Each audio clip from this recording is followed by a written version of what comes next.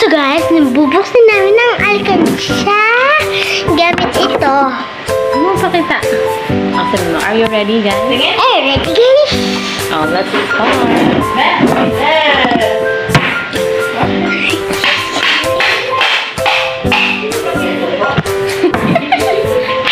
Wait, wag kang lumapit ah. It's not breaking. Joke lang, it's gonna break. It's so hard to open.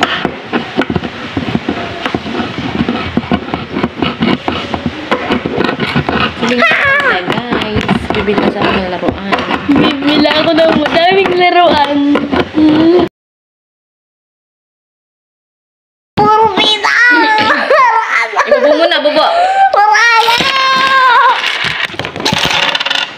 Pwede mo 100. Ayusin mo, baka mapunip. Baka yung kamay mo ha, baka maano. Wow! Wow! Magkano kaya yan? Bilang. Dali. 100.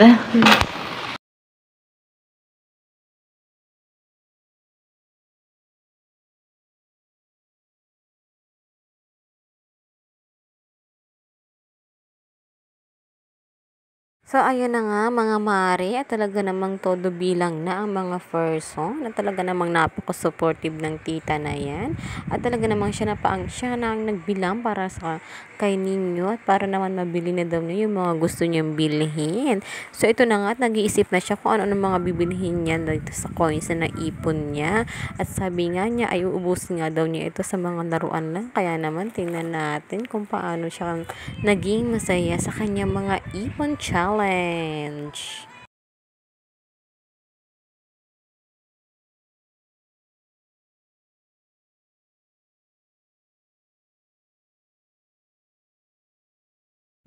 At ayan nga guys, nakitulong na nga rin ako sa pagbibilang dahil nga sa sobrang dami ng kanyang coins na puro piso. So ito na nga at hindi namin alam kung nakamagkano na, pero feeling ko naman nasa 300 plus na.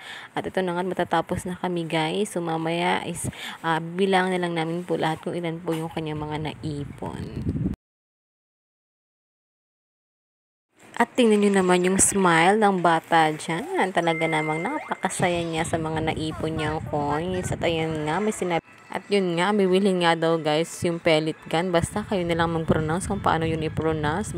Basta yun yung binalagyan daw ng bala. Kaya ayan naman, for the lagay na ang baby na yan. Ang mga coins niya. Kasi nga pupunta sila ng bayan at bibili nga lang daw ng laruan. Kaya naman mga mare, kung nagustuhan niyo po ang aking video, please subscribe and share and like and follow my YouTube channel and also my Facebook. Paki-follow na lang din po ako. Thank you for watching guys.